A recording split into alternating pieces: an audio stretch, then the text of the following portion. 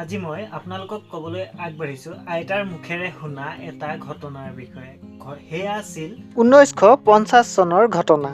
সেইদিনাখন ৰাতিপুৱা আইতা অলপ সোনকালে উঠিছিল, কিয়নো সেইদিনাখন গুহালীৰ গৰুবিলাকে এক ধৰণৰ অদ্ভুত আচৰণ কৰিবলৈ আৰম্ভ কৰিছিল আৰু আমাৰ ককাও লগে লগে সেই গৰুখিনিক নিয়ন্ত্ৰণ কৰিবলৈ চেষ্টা কৰিছিল। কিন্তু গৰুখিনিৰ উৎপাত ইমানেই বেছি হ'ল যে গৰুখিনিৰ ৰছী ছিঙি গোহালিৰ পৰা লৰ মাৰিলে আৰু ককায়ো গৰুখিনিক নিয়ন্ত্ৰণ কৰিবলৈ গৰুৰ পিছে পিছে দৌৰি গ'ল, কিন্তু গৰুখিনিক সেইদিনাখন নিয়ন্ত্ৰণ কৰিব পৰা নগ'ল।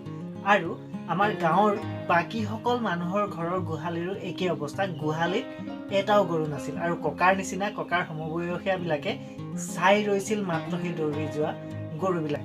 আৰু ঠিক সেই সময়তে আইতাই পাকঘৰলৈ আহি দেখে যে আগদিনাখন ককাই ধৰি অনা কাৱৈ মাছখিনি, যিখিনি তেখেতে চৰিয়াত জীয়াই ৰাখিছিল, সেই কাৱৈ মাছখিনি চৰিয়াৰ পৰা মজিয়ালৈ জঁপিয়াই ওলাই গোটেই মজিয়াত ওলাই ফুৰিছিল। আৰু ঠিক সেই সময়তে আমাৰ বৰ্তা পুখুৰীৰ পাৰলৈ মুখ ধুবলৈ গৈছিল আৰু তেওঁ পুখুৰীৰ পাৰত গৈ দেখিছিল যে পুখুৰীত থকা পানী ভেকুলী আটাইখিনি পাৰলৈ উঠি আহিছিল আৰু পুখুৰীৰ মাছখিনিও এক আচহুৱা আচৰণ কৰিবলৈ আৰম্ভ কৰিছিল, অৰ্থাৎ পানীৰ ওপৰলৈ ওলাই আহিবলৈ চেষ্টা কৰিছিল।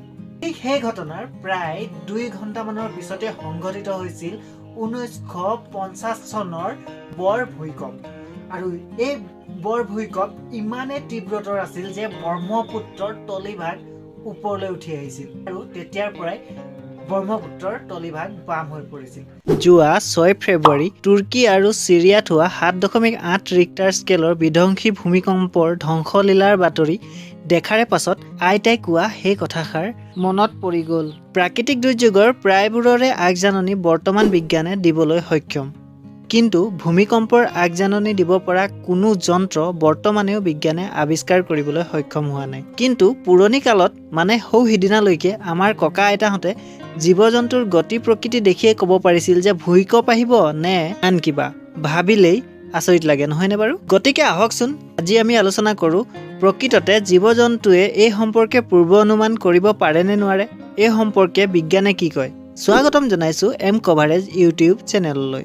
ভূমিকম্পৰ পূৰ্বানুমান সম্পৰ্কে যি মতামত আছে তাক লৈ বৈজ্ঞানিকসকলৰ মাজত মতভেদ দেখিবলৈ পোৱা যায়। কিছুমান বৈজ্ঞানিকে বিশ্বাস কৰে আৰু আন কিছুমান বৈজ্ঞানিকে এই ধাৰণাসমূহক ভিত্তিহীন বুলি ক'ব খোজে। Max Planck institute of animal বিহেভিয়াৰৰ বৈজ্ঞানিকসকলে এই সম্পৰ্কে গৱেষণা কৰিছে। তেওঁলোকে বিভিন্ন জীৱ-জন্তু যেনে নিগনি আদিৰ গাত সেন্সৰ লগাই ইহঁতৰ গতিবিধি পৰ্যবেক্ষণ কৰিছে। তেওঁলোকে কৰা এই গৱেষণাৰ পৰা এটা কথা স্পষ্ট হৈ পৰিছে যে ভূমিকম্প অহাৰ কিছু ঘণ্টা পূৰ্বতে জীৱ-জন্তুসমূহৰ আচৰণৰ কিছু পৰিৱৰ্তন হোৱা দেখা যায়। পানীৰ মাছ, কাছ তথা ভেকুলীসমূহৰ এনে আচহুৱা আচৰণৰ আঁৰত থকা কাৰণটো বৈজ্ঞানিকসকলে পৰীক্ষা কৰি পাইছে যে ভূমিকম্পৰ পূৰ্বতে ভূতলৰ যি মৃদু কম্পন হয় আৰু সেই মৃদু কম্পনৰ ফলত যিসমূহ ৰাসায়নিক দ্ৰব্য তথা গেছ পানীৰ লগত মিহলি হয়, সেই গেছ তথা ৰাসায়নিক দ্ৰব্যসমূহে এই প্ৰাণীসমূহৰ গাত লাগি সিহঁতক অশান্ত কৰি তোলে। আনহাতে ভাৰতীয় পশু বিজ্ঞানী ডক্টৰ ৰীতা গোৱেলৰ মতে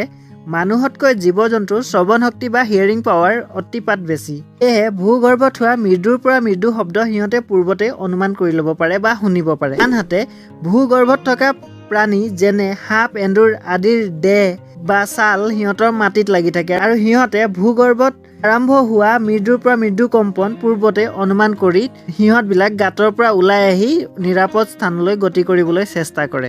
গতিকে আমি ক'ব পাৰোঁ যে জীৱ-জন্তু তথা সৰীসৃপসমূহে ভূমিকম্পৰ পূৰ্বানুমান মানুহতকৈ আগতেই কৰি ল'ব পাৰে আৰু সিহঁত নিৰাপদ স্থানলৈ আঁতৰি যায়।